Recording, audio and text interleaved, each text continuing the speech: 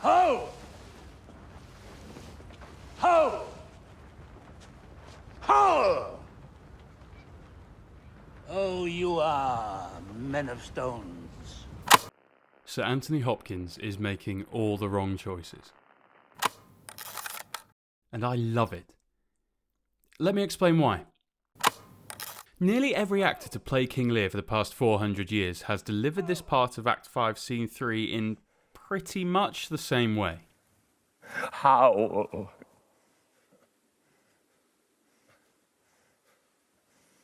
How?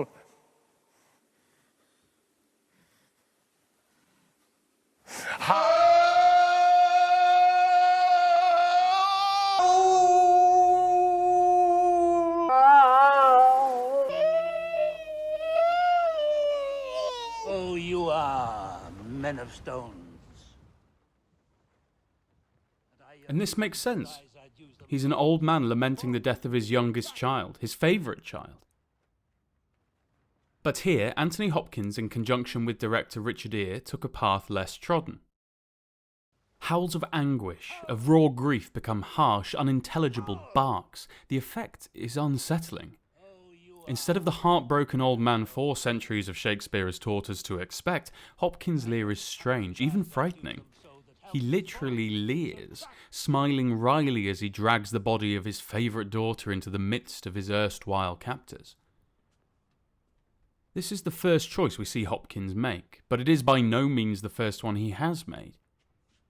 You'll often hear actors talk about choices, and here Hopkins seems to be making some bold ones.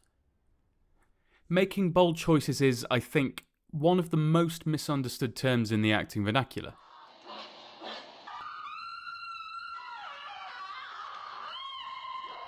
A bold choice is not necessarily a bigger, stranger, or more unexpected one, although it can be. You betray the law! It means to commit to your choice. If you're going down a particular road, go all the way to the end, follow it through, be bold in your pursuit of it. And Hopkins certainly is committed. He certainly is bold. This is one of the most famous moments in Shakespeare, and even if you're not familiar with the play itself, lifelong exposure means audiences are fluent in the language of film and narrative. It means we're ready for that final moment of redemption, of sympathy for Lear. And Hopkins denies us. He could back out of this road at any point and settle into the melancholy of loss, and the scene would hold together. But he doesn't. He follows through this bold choice, allowing the new eddies of emotion to move him through the scene, and it works for the character. The cold fury of a man imprisoned, alone, losing his mind. Anger at the world, at his friends, at himself. We see this choice lead him into another here as Hopkins alters the text and rhythm. She's gone. Forever. Was actually written. She's gone. Forever. And this adjustment to the text, not as an edit for time, but as a performance tool, has been with us throughout the adaptation. Now some, including some of my teachers, would decry this choice from the director as moving away from the intentions of the greatest dramatist of the English language. But this small change to the text gives Hopkins a new avenue. I might have saved her. Now she's gone. Forever. There is a guidance in performance, if not created then certainly perfected by Shakespeare himself, that a repetition should always advance the meaning of the first in some way. Hello. My name is Inigo Montoya. You killed my father. Prepare to die. Hello! My name is Inigo Montoya. You killed my father. Prepare to die. Stop saying that! Oh! And Hopkins uses that repetition to stab at Anthony Calf's Albany. Now she's gone. Forever. Hopkins uses these choices to find a new route through the text and avoids the unrelenting lament, which, given the more intimate nature of screen acting, can become desensitizing. That which is beautiful in the theatre can be off-putting on camera. Hopkins' wrong choices are backed up by his solid technical foundation. Here he follows rule 1 of Shakespearean acting and does as he says. Her voice was ever soft, gentle and low. An excellent thing in woman. Speaking softly, gently, and ultimately Low. Hopkins has fostered a detachment throughout his performance, highlighting, as many actors would, his continued mental degeneration. However, with the choices he has made in this scene up to now, in denying us and himself emotional catharsis, when the barriers do come down, it's like realizing you've been holding your breath, and you finally gasp for air. And my poor fool is hanged. No, no. No life.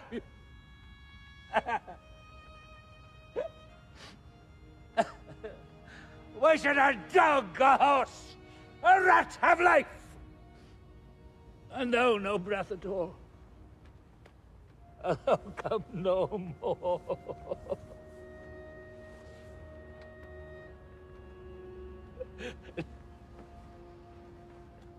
Never. Never.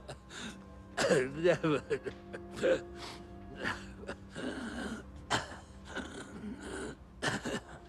So we have our payoff. The emotional climax giving us Lear's regret and pain that could grant him our pity. Except it isn't. Well, not for me at least. For me, it actually comes here. Look. On her lips. Look there. Look there. Did you see it?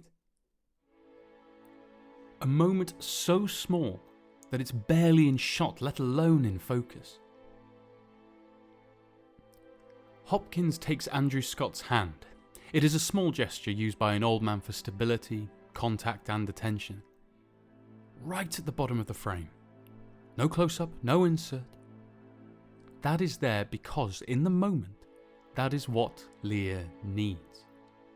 This is not a dramatic set piece blocking or a beat. It is a moment of pure existence.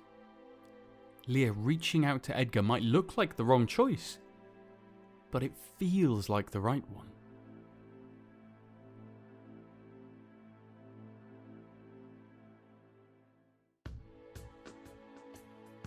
But why? Why does departing from the tried and tested Shakespeare's intent, the right choices, why does all this work? I think it has something to do with belief. Here, Hopkins takes a feather and brings it not to Florence Pugh's Cordelia, as the text would suggest, but holds it aloft. This feather stirs.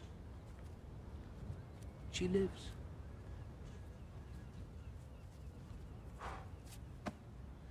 If it be so, it is a chance which does redeem all sorrows that ever I have felt. She's dead, along with any hope for redemption. Lear knows this. A plague upon us, murderers, traitors all. And I believe him. I might have saved her. I believe him because his pre-existing circumstances, the questions Hopkins asked himself before the scene even began, the first choice he made was so well formed in his mind that every subsequent decision carried with it that clarity. And it is that clarity that elevates a character to a person. Hopkins has built a different Lear, but a truthful one. And whilst many choices will have been made in rehearsals and in different takes, the choices are coherent and consistent with each other and with the character. So whilst these choices might seem at odds with the script at first reading, by having the confidence to take the scene in a new direction, Hopkins proves that making all the wrong choices shows you the way to a right one you never knew existed.